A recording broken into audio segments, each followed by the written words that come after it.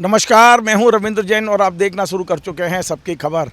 मध्य प्रदेश की सबसे बड़ी खबर यह है कि मध्य प्रदेश के नहीं बल्कि देश के सबसे बड़े वकील विवेक तन्खा जी, जो मध्य प्रदेश से राज्यसभा सदस्य भी हैं, उन्होंने अंततः सोमवार को मध्य प्रदेश के मुख्य सचिव इकबाल सिंह बैस के खिलाफ लोकायुक्त में शिकायत दर्ज कराने का मन बना लिया है और उन्होंने इसके लिए लोकायुक्त से सोमवार का समय भी मांगा है। आज स्वयं विवेक तन्खा जी ने ट्वीट किया है कि वे सोमवार को कांग्रेस के एक डेलीगेशन के साथ लोकायुक्त महोदय से मिलेंगे और उसके बाद प्रदेश कांग्रेस कार्यालय में प्रेस कॉन्फ्रेंस करेंगे। मैं आपको बता दूं कि बीते शनिवार को विवेक तन्खा जी ने प्रदेश कांग्रेस कार्यालय में एक प्रेस कॉन्फ्रेंस की थी, जिसमें उन्होंने साफ साफ चेतावनी दी थी मध्य प्रदेश के मुख्य सचिव इकबाल सिंह जी बैस को और कहा था कि शनिवार तक आप इस्तीफा दे दीजिए, वरना का क्या अर्थ है वो अब हम सोमवार को समझने की कोशिश करेंगे कि आखिर उनके पास ऐसे क्या तथ्य हैं जिसके आधार पर वे लोकायुक्त का दरवाज़ा खटखटाने जा रहे हैं। हमारे साथ वरिष्ठ पत्रकार अजय त्रिपाठी जी हैं, हम उनसे समझने की कोशिश करते हैं कि आखिर विवेक तन्खा जी ने अचानक मुख्य सचिव के खिलाफ मोर्चा क्यों खोला है। ये विवेक तन्खा जी का झगड़ा है या ये कांग्रेस पार्टी की कोई नई रणनीति है या ये मध्य प्रदेश में प्रशासनिक मिशनरी के बीच में जो आपस का द्वंद्व चल रहा है उसका कोई परिणाम है। हम वरिष्ठ पत्रकार अजय त्रिपाठी जी को सीधे सीधे उनसे ही पूछते हैं कि ये मामला क्या है। आपका बहुत बहुत स्वागत है अजय जी। अजय जी, आपने देखा कि जिस तरह से विवेक तन्खा जी ने मोर्चा खोल दिया है CS के खिलाफ, चीफ सेक्रेटरी के खिलाफ, आप और हम पिछले 35-40 साल से जर्नलिज्म कर रहे हैं, हमने किसी इतने सारी राजनीति वो देखे हैं उतार चढ़ाव, कभी मुख्य सचिव के खिलाफ ऐसा मोर्चा खोलते हुए नहीं देखा है। क्या समझने ये अचानक हुआ क्या है? महाभारत के युद्ध में रविंद्र जी, महाभारत के युद्ध में आपने देखा कि कौरव और पांडव की सेना आमने सामने थी, पर पांडव सेना का टारगेट क्या था? भीष्म पितामह, जबकि उसके चीफ कौन थे? अरे दुर्योधन थे। लेकिन सबका टारगेट भीष्म पितामह थे, द्रोणाचार्य जी थे, क्योंकि रणनीतिकार वो हैं, स्ट्रेटेजिकल टीम वो तैयार करते हैं। तो यही स्थिति बीजेपी की वर्तमान सरकार में है। ये सब मान के चलते हैं कि शिवराज सिंह चौहान जो भी कर रहे हैं, शिवराज सिंह चौहान जो सोचते हैं, जो करते हैं, जो समझते हैं, जो होता है, उस सब के पीछे बैकिंग है इकबाल सिंह बैस की, वरिष्ठ अनुभवी। और इसलिए कांग्रेस को लग रहा है कि अगर वो कमर बोन बैक पर हमला किया जाएगा तो उधर भी दिक्कत आएगी और सरकार जो प्रशासनिक तंत्र है, जिसके मुखिया इकबाल सिंह बैस चीफ सेक्रेटरी के रूप में, वो थोड़ा सा बैकफुट पे जाएंगे तो सरकार की सेहत पर असर पड़ेगा, सरकार की वर्किंग पर असर पड़ेगा। तो मुझे लग रहा है कि ये, चूँकि विवेक तन्खा बड़े दिग्गज वकील हैं हिंदुस्तान के, वो पॉलिटिकल पर्सन नहीं हैं, इसलिए उन्होंने स्ट्रेटेजिकल तरीके से सोचा। और मुझे लग रहा है इसीलिए कि सरकार को परेशानी में डालने का सबसे बड़ा एक ये मुद्दा मिल सकता है, इसलिए वो इकबाल सिंह बैस को टारगेट कर रहे हैं। देखिए अजय त्रिपाठी जी, एक बड़ी महत्वपूर्ण बात यह है कि इकबाल सिंह जी बैस के खिलाफ में पहले नेता प्रतिपक्ष गोविंद सिंह जी ने मोर्चा खोला। उन्होंने बाकायदा मुख्य चुनाव आयुक्त को पत्र लिखा कि ये जो मध्य प्रदेश में NGT कोर्ट है, उन्होंने उन पर 5 लाख का जुर्माना लगाया है और उन्हें एक ऐसा अधिकारी बताया जो बगैर पढ़े लिखे हुए कोर्ट में पेश होते हैं।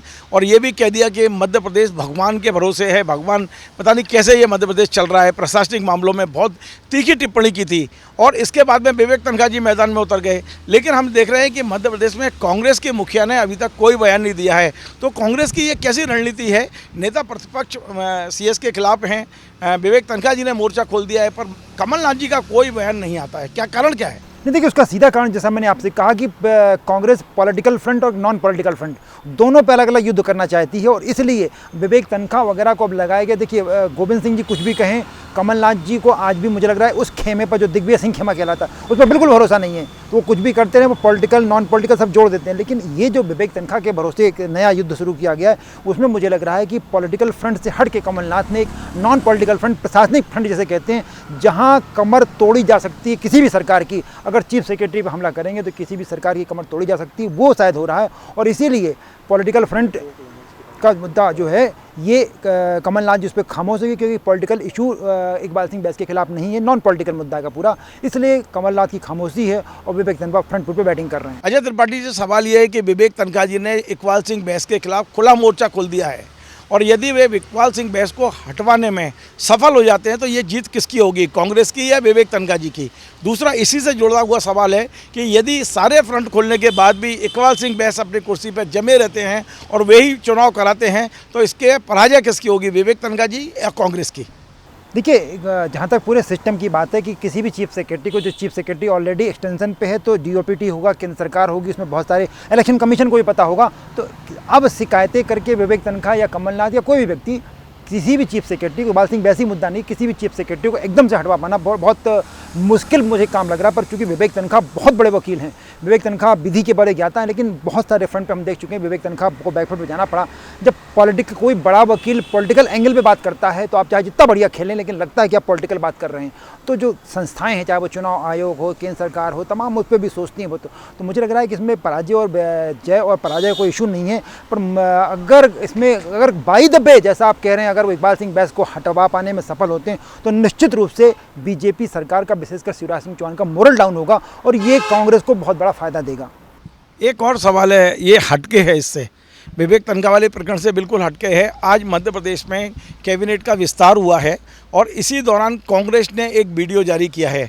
मैं दर्शकों को पहले एक वीडियो सुनाता हूं, किस तरह राजभवन की दीवार के किनारे एक कुत्ता खड़ा हुआ है जो रो रहा है या चीख रहा है, जो भी वो वीडियो में है, उसको जारी करते हुए कांग्रेस ने ऑफिशियल अपने जो उनके फेसबुक पेज हैं उससे जारी किया और कहा है कि ये अपशगुन है, कैबिनेट विस्तार के लिए अपशगुन है, ये भारतीय जनता पार्टी और सरकार के लिए अपशगुन है।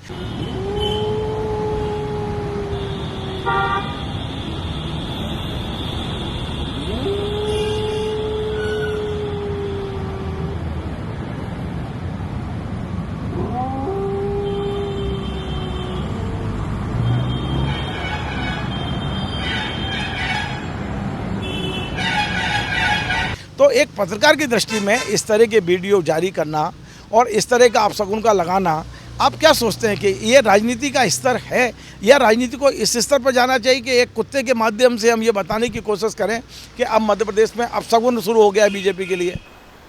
नवीन जी, बड़ा मैंने भी वो वीडियो देखा और आपने भी जो दिखाया अभी मुझे, ये बड़ा अस्वाभाविक है क्योंकि देश की इतनी बड़ी पार्टी जिससे बौद्धिकता की बहुत सारी उम्मीदें की जाती हैं और जो फ्रंट पे चुनाव लड़ रही है, पूरी एक हिंदुस्तान भर की सबसे बड़ी पार्टी है और फ्रंट पे चुनाव लड़ रही मध्य प्रदेश में, तमाम राज्यों में सत्तारूढ़ है, उसके बड़े बड़े नेता हैं, कमलनाथ जैसा दिग्गज विजनरी जिसे कहा जाता है वो इसको लीड कर रहा है। और ऐसे में इस तरह के वीडियो जारी करके किसी भी टिप्पणी करना, ये बौद्धिकता का स्तर बहुत नीचे गिर जाता है, ये मुझे ऐसा लगता है। और किसी भी पार्टी को, चाहे कांग्रेस हो, बीजेपी हो, किसी के बारे में इस तरह के स्तर पर जाकर टिप्पणियां करना, ये सतही टिप्पणियां जो गली कूचों की टिप्पणियां कहलाती हैं और गली कूचों की टिप्पणियां छोड़ के चुनाव लड़ना पड़ेगा तब जाकर हो जाएगी। तो ये इस तरह की टिप्पणियां कांग्रेस की ही इमेज खराब करती, उसके जो भी इसकी टीम होगी उसकी खुद की इमेज खराब होती है इससे। चलिए, तो बहुत बहुत धन्यवाद। ये अजय त्रिपाठी जी।